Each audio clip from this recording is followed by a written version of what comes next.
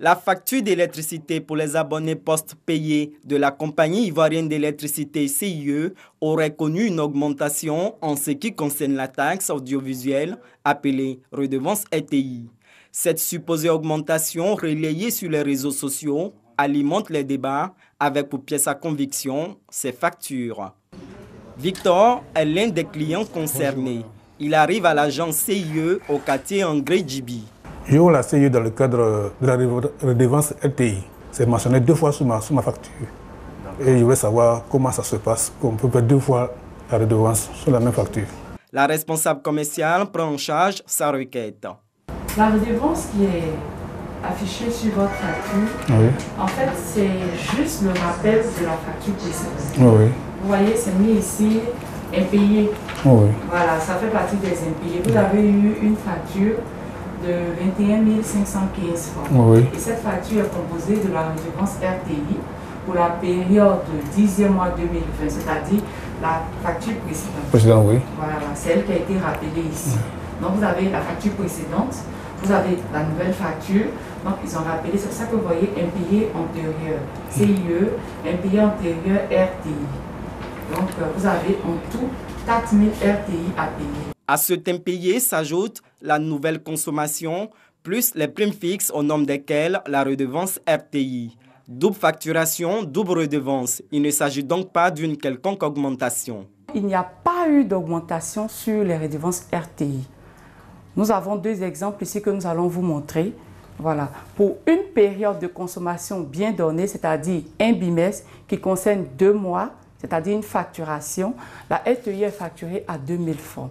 Nous avons un autre exemple, c'est une facture qui concerne un client, ça concerne la consommation de 3 bimestres, c'est-à-dire 6 mois de facture, ça veut dire 3 facturations. Donc la RTI est marquée 6 000 francs. Nous affichons le montant de la RTI pour pouvoir le transférer dans le compte comptable concerné. Passé les explications, Victor avec sa facture, l'arriéré y compris. Le montant est transféré à la caisse. Je suis convaincu et je suis prêt à payer ma facture. En plus des impayés qui font doubler en apparence la redevance audiovisuelle, un autre cas de figure se présente. On a par exemple un client qui est en déplacement, qui n'est pas présent. Donc, chaque 2 mois, comme je vous l'ai dit, à chaque facturation, on a une prime fixe. Donc, ce client-là, sans consommation, il a la prime fixe. La prime fixe et la redevance RTI qui est facturée. Donc, s'il a fait 6 mois à l'extérieur, c'est-à-dire 3 facturations, bien entendu, la RTI, il y aura un cumul. Donc, les 2000 fois 3 seront affichés sur sa facture. Quoi qu'il en soit, la CIE est ferme. La redevance RTI n'a aucunement connu d'augmentation. Liée par une convention, entre autres, de commercialisation de l'électricité avec l'État de Côte d'Ivoire, la CIE n'a pas compétence pour augmenter une taxe, notamment la redevance audiovisuelle. Nous n'avons pas de décision à prendre concernant l'augmentation ou la majoration de telle taxe ou telle taxe. C'est l'État de Côte d'Ivoire qui décide. Et par arrêté ministériel, interministériel, nous, la CIE, nous appliquons. La redevance RTI est facturée à 2 francs CFA par kilowattheure pour les abonnés au tarif social basse tension et à hauteur de 2 000 francs CFA pour les autres abonnés. Cette tarification reste inchangée. C'est un ouf de soulagement pour les ménages et les consommateurs. Le prix de l'huile de table et de la baguette de pain n'augmenteront pas, du moins pour le moment. Le ministre du Commerce et de l'Industrie a annoncé la suspension des différentes augmentations constatées pour l'huile de table et à venir pour le pain. Nous sommes convenus ce jour de suspendre les hausses des prix de l'huile de table raffinée intervenues en ce mois de janvier 2021 et de geler les prix de la farine de blé. Donc, de façon concrète, toutes les augmentations qui avaient été annoncées à partir du 1er janvier 2021 concernant l'huile de table raffinée sont suspendues. Quant au sac de la farine boulangère de 50 kg, il demeure au prix maximum de 19 000 francs. Une décision obtenue après plusieurs concertations avec les industriels et acteurs de ces 2 secteurs clés. Le ministre du Commerce et de l'Industrie s'est en effet réjoui du bon état d'esprit qui a prévalu au cours de ces négociations et les efforts consentis par ces industriels au profit des populations. 2 comités techniques composés de toutes les parties prenantes seront mis en place dès demain pour réfléchir sur des solutions durables à envisager pour chaque filière afin d'atténuer la hausse des coûts mondiaux de l'huile de palme et du blé sur les prix de vente de l'huile de table aux consommateurs et de la farine boulangère, tout en permettant aux industriels de pérenniser leurs différentes affaires. Rappelons que ce sont les différentes hausses du coût mondial de l'huile de palme qui ont entraîné en ce début d'année une augmentation du prix de l'huile de table raffinée. Cette tendance était également observée au niveau du blé et a amené certains boulangers à annoncer une augmentation du prix de la baguette de pain à la date du 15 janvier prochain. Pacom est spécialisé dans l'emballage de présents à Adjamé. Comme moyen de protection contre la Covid-19, le jeune homme préfère utiliser la visière. Ça me permet de bien respirer à l'intérieur, quoi. Par rapport à celui en tissu, là. Voilà, bon, le truc en caoutchouc, l'air passe bien. Tu réussis à avoir ton oxygène que tu veux. Alors qu'en tissu, là, ça ne te permet pas d'avoir tout ton oxygène normal. Confortable à porter, ne gêne pas la respiration une fois posée sur le visage. La visière est l'un des outils de protection les plus prisés par la population en cette période de crise sanitaire.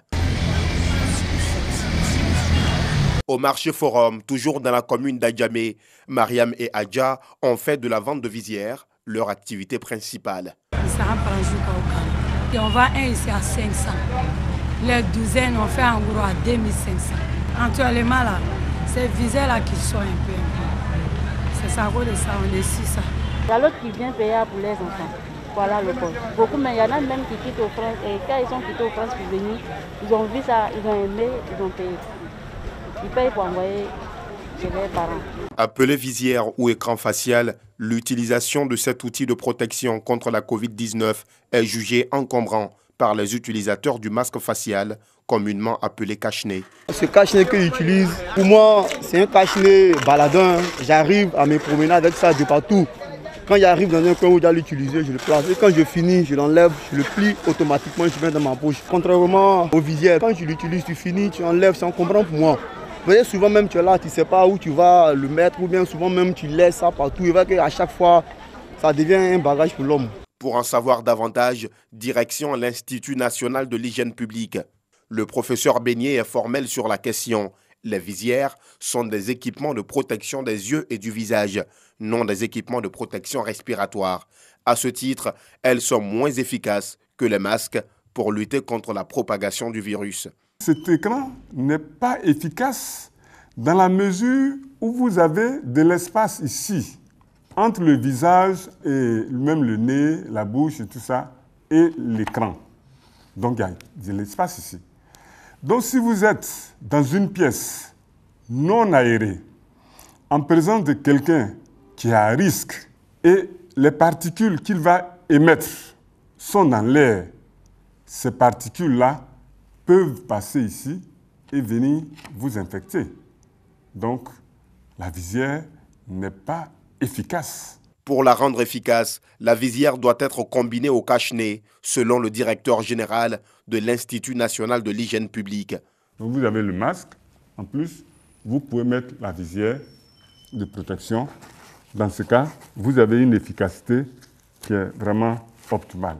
Outre ces outils de protection, les populations sont aussi invitées au respect des autres mesures barrières, telles que la distanciation sociale et le lavage des mains, des moyens efficaces pour freiner la maladie, dont le nombre de cas positifs a augmenté ces derniers jours. Dans la semaine allant du 4 au 11 janvier, la Côte d'Ivoire a enregistré 1249 cas positifs, selon le ministère de la Santé et de l'Hygiène publique.